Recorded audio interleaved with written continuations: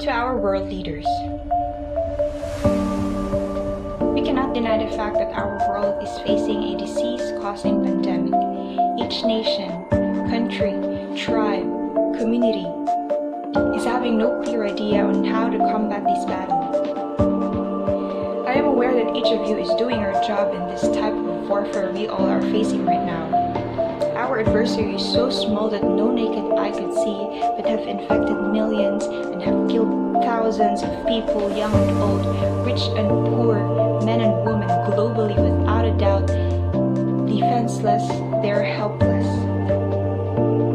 For the past 19 years, since 21st century begun, our world have already encountered at least 5 biggest outbreaks: Ebola, SARS-CoV, H1N1, MERS-CoV, and in addition to these is a pandemic we are battling right now, COVID-19, which have infected more than 18 million and have killed more than 600,000 people worldwide over the past few months.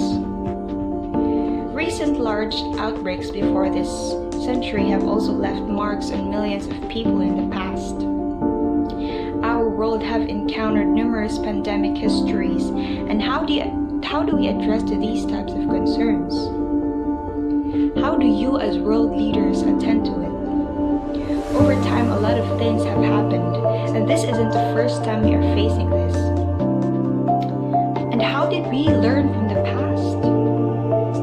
This should be a wake-up call to every one of us, especially you, our leaders, you who should guide us, you who should direct us, you should protect us.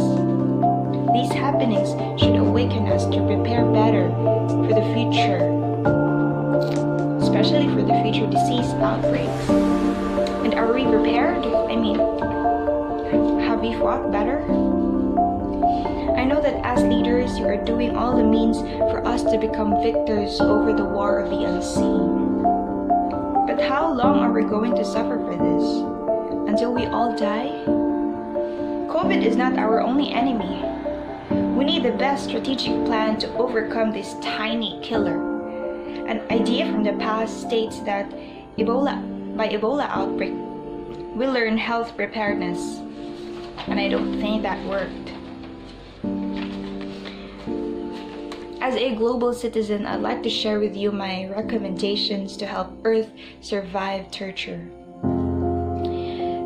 The world is getting old. We are down to our last days, and whether we like it or not, we cannot stop certain things to happen. Above all else, our world needs Jesus Christ. His name needs to be preached for others to know Him and enjoy eternal life with Him. I guess that's the only and the most important recommendation I could give. And if we love Jesus, we learn to love the earth and its people. And by that, we learn to respect nature and become a responsible citizen on our own. And then we could have an amazing world where negativity could not grow and foster, and children will have smiles on their faces, as what Catriona Grace said. Aside from being an advocate of Christ, my advocacy as well as a recommendation is that leaders, you should learn to listen to your people. And people, learn to submit and support your leaders. May it be in health, poverty, environment, terror attacks, whatever crisis comes our way, when we humble down ourselves and learn to discipline ourselves, then maybe by that small amount of act, by God's grace, we will prosper and earth will heal.